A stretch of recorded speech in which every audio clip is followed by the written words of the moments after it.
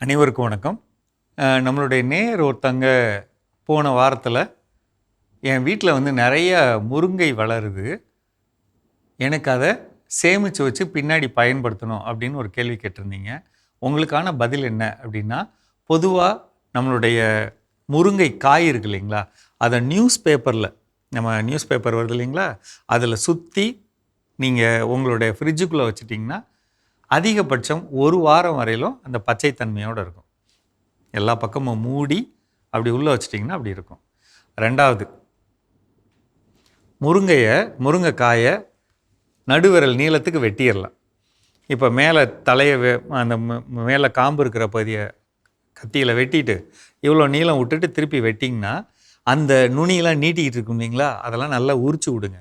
முடிஞ்ச அளவுக்கு அந்த பச்சை தோல் இருக்கிற பகுதியை நீக்கிட்டு கொஞ்சம் உரிச்சு விட்டுட்டு இது மாதிரி எடுத்து வைக்கலாம்.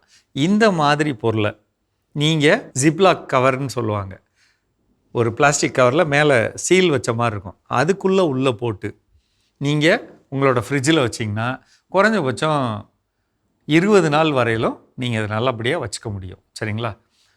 மூன்றாவது, வாய்ப்பு இருக்கிறப்ப இந்த முருங்கையை இப்போ நான் சொன்ன மாதிரி சின்ன சின்னதாக வெட்டிட்டு அதை மேலே தோலை உரிச்சிட்டு ஒரு பாத்திரத்தில் அடுப்பில் தண்ணீர் வச்சுக்கிட்டு அந்த தண்ணீரில் 3 பொருள். 1, கொஞ்சம் உப்பு, ரெண்டாவது கொஞ்சம் மஞ்சள், மூணாவது இந்த வினிகர்னு சொல்லுவாங்க இல்லைங்களா, கடையில் மளிகை கடையில் வச்சுருப்பாங்களே வினிகர்னு ஒரு பொருள், அதில் 1 ஸ்பூன் இதை ஊற்றிக்கிட்டோன்னு வச்சுங்க. நல்லா கொதிக்க விடுங்க.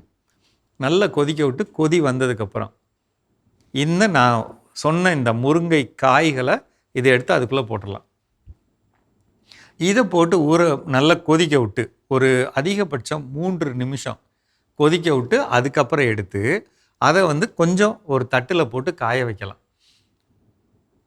வச்சுட்டு அதை என்ன பண்ணலாம்னா, டிஷ்யூ பேப்பர் இருக்கு இல்லைங்களா, இப்போ ஒரு டப்பா இருக்குது, அந்த டப்பாவில் கீழே வந்து டிஷ்யூ பேப்பர் வைக்கிறோம். ஒரு 2 பேப்பர் அப்படி வச்சுட்டு இந்த முருங்கை வெட்டணும் இல்லைங்களா, இதை வந்து உள்ளே வைக்கலாம்.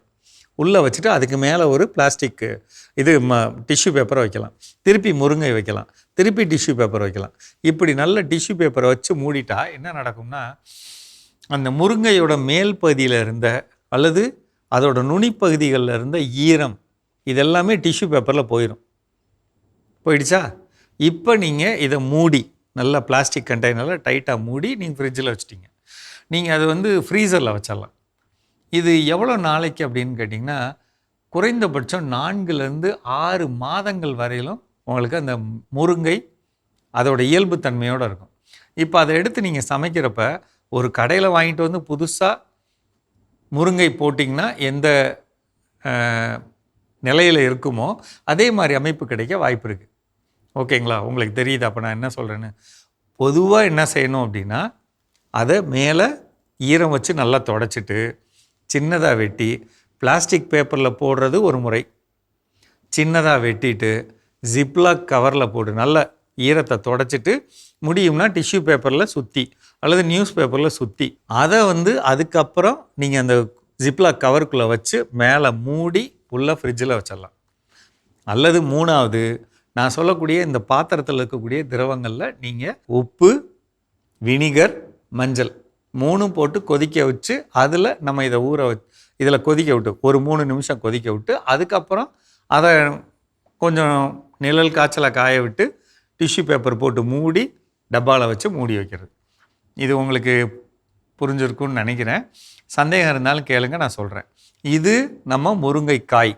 அதே இதில் வந்து முருங்கை இலை அப்படி நம்ம பண்ணோம்னா, இந்த முருங்கை இலையை நீங்கள் பிளாஸ்டிக் நம்மளோட நியூஸ் பேப்பர் இருக்கு இல்லைங்களா, நியூஸ் பேப்பரில் வச்சு நல்லா சுற்றிட்டு சைடையும் மூடி நீங்கள் ஃப்ரிட்ஜில் வச்சிட்டோம்னா இலைகள் பச்சையாக இருக்கும்.